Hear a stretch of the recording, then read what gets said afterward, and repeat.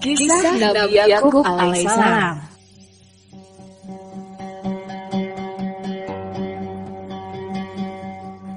Nabi Yakub alaihissalam adalah satu-satunya nabi yang kakek, ayah, dan anaknya juga diangkat menjadi nabi oleh Allah SWT. Nabi Yakub merupakan cucu dari Nabi Ibrahim alaihissalam, putra dari Nabi Ishak alaihissalam, dan ayah dari Nabi Yusuf alaihissalam. Ia lahir di Kan'an, Palestina. Ayahnya adalah Nabi Ishak alaihissalam.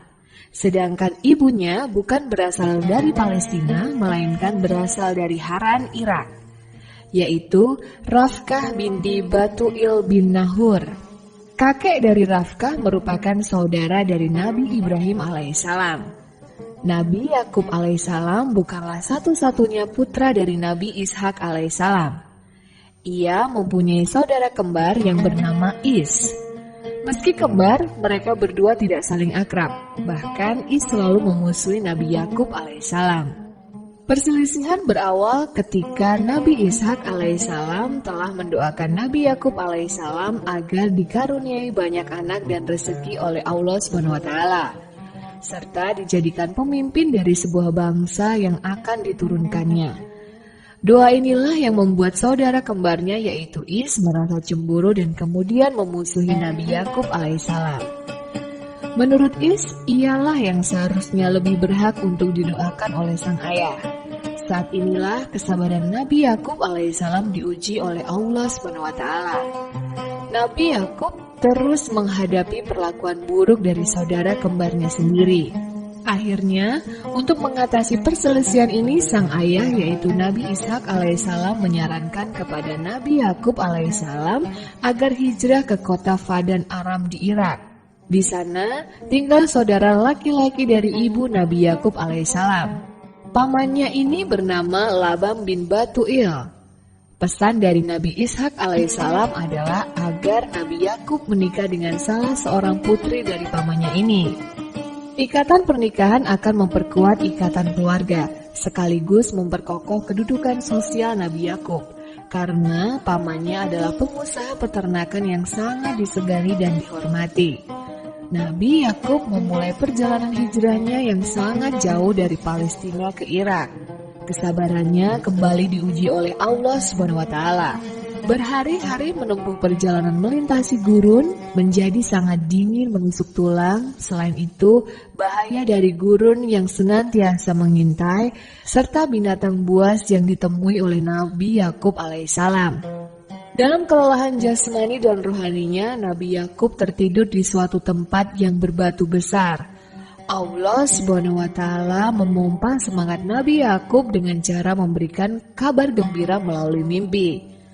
Allah SWT berjanji akan memberikan kehidupan yang penuh dengan keberkahan kepada Nabi Yakub alaihissalam beserta keturunannya.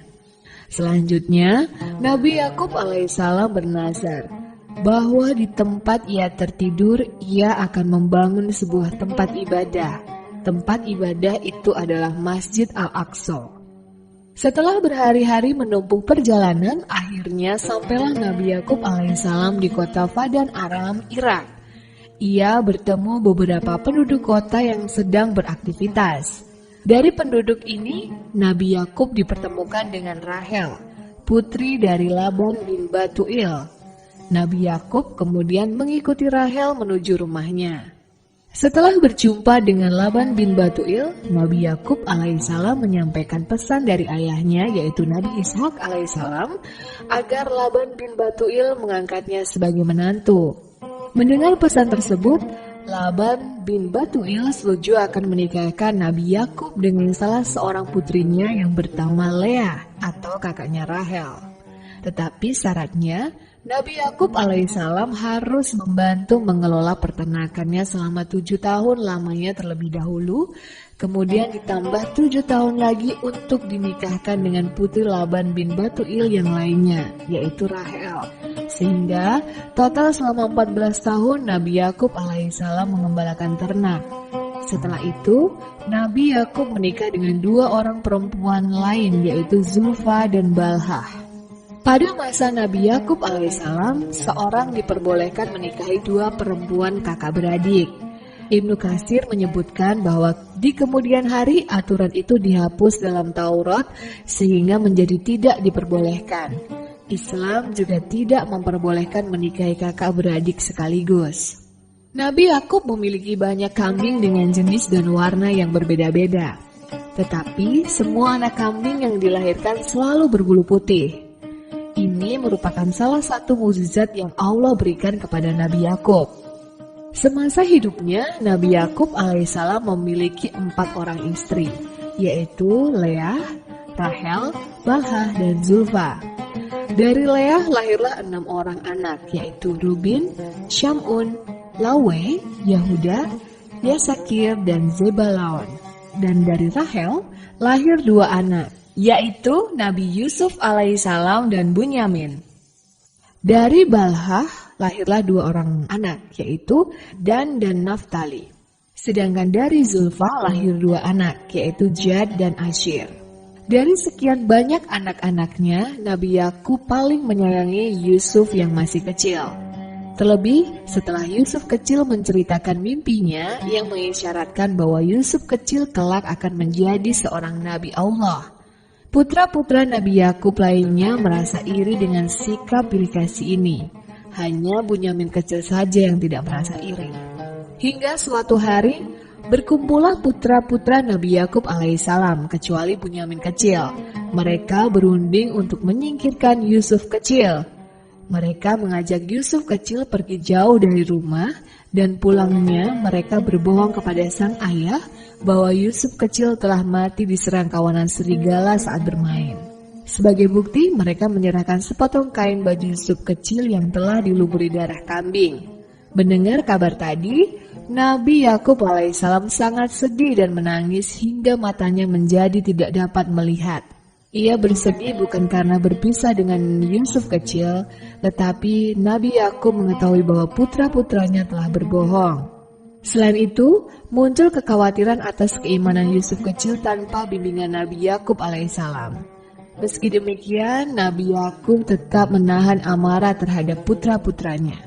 Nah, kabar mengenai kondisi Nabi Yakub yang buta ini akhirnya sampai ke telinga Yusuf kecil yang telah berubah menjadi seorang nabi dan tinggal di Mesir sebagai pejabat negara.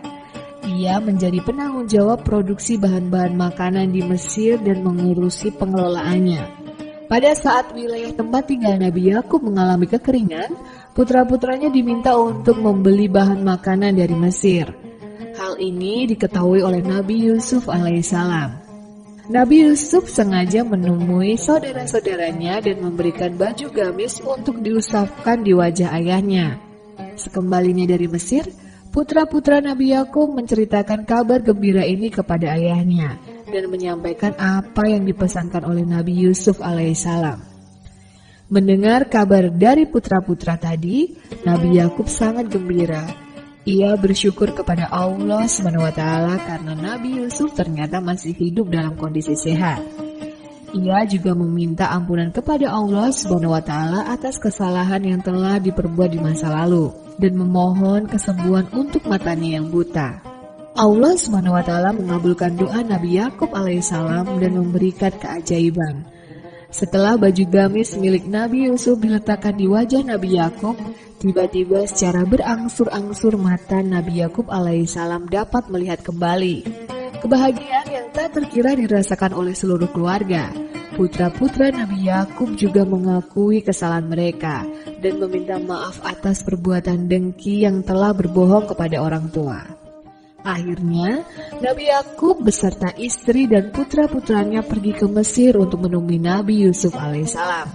Demikian kisah Nabi Yakub alaihissalam. Semoga dapat meningkatkan keimanan kita kepada Allah Subhanahu wa taala. Amin.